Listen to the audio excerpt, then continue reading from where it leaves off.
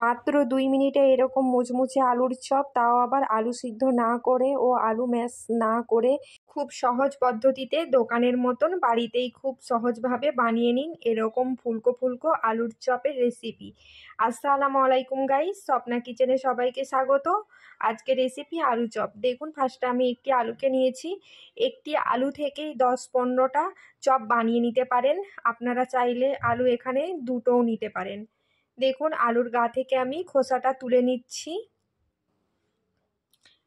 আলুর গা থেকে দেখুন খুব পরিষ্কারভাবে খোসাটা তুলে নিয়েছি। আমি এখানে একটু বড় সাইজের আলু নিয়েছি। একটা আলু থেকেই বললাম 10 থেকে 15টা চপ বানিয়ে নিতে পারেন। দেখুন, আলুর গা থেকে পরিষ্কার করে খোসাটা তুলে নিলাম। দেখুন, একটি ছুরি দিয়ে আলুটা আমি ঠিক এরকম পাতলা পাতলা করে স্লাইস করে কেটে নিচ্ছি। দেখুন আলুটা আমি স্লাইস করে পাতলা পাতলা করে কেটে নিলাম। একটা স্লাইস আমি আপনাদেরকে দেখালাম। দেখুন, আলুটা কেটে নিয়েছি পাতলা পাতলা স্লাইস করে। দেখুন, একটা স্লাইস দেখালাম, ঠিক আলুটা এভাবে কেটে নিতে হবে। আলুটা আমি পরিষ্কার করে ধুয়ে নিয়েছি। ধুয়ে আমি জলটা ঝরিয়ে নিচ্ছি।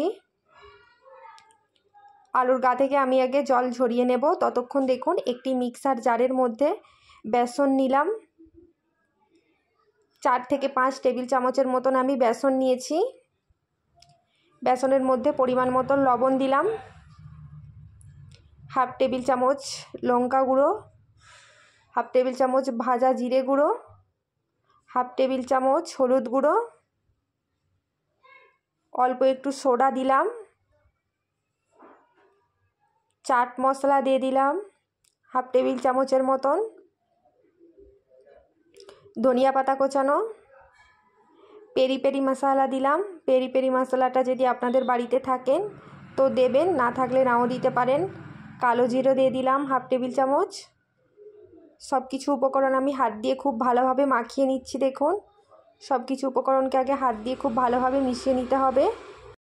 দেখুন, এর মধ্যে আমি নর্মাল জল দিলাম। জল দিয়ে আমি একটা ব্যাটার বানিয়ে নেব।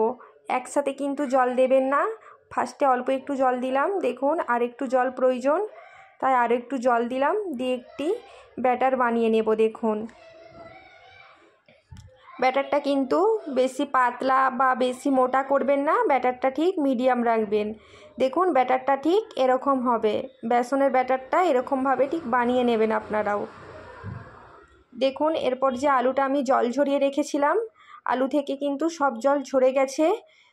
আলুর মধ্যে আমি পরিমাণ মতন লবণ, 1/2 টেবিল চামচ লঙ্কা গুঁড়ো, 1/2 টেবিল চামচ ভাজা জিরে গুঁড়ো, পেরি পেরি মশলা দিয়ে খুব ভালোভাবে আলুটা আমি মাখিয়ে নিলাম।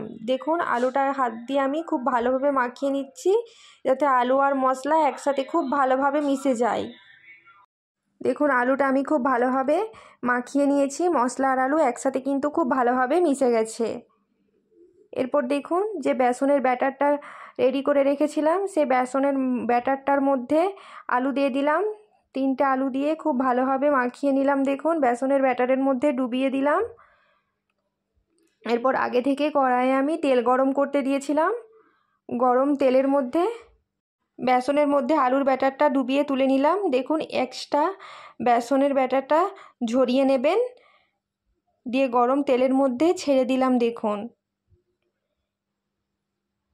ঠিক এইভাবে আমি আরও একটা দেখালাম। দেখুন, এক্সট্রা বেসনের ব্যাটারটা কিন্তু ঝেড়ে নেবেন, দিয়ে গরম তেলের মধ্যে দিয়ে দেবেন।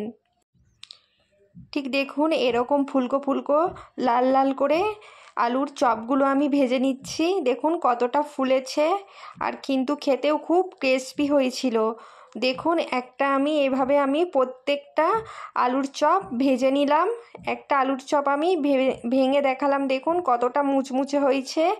ভিডিওটি কেমন লাগলো আপনারা অবশ্যই কমেন্টে জানাবেন, আর ভিডিওটি ভালো লাগলে অবশ্যই লাইক, কমেন্ট, শেয়ার, সাবস্ক্রাইব করে দেবেন। আল্লাহ হাফেজ।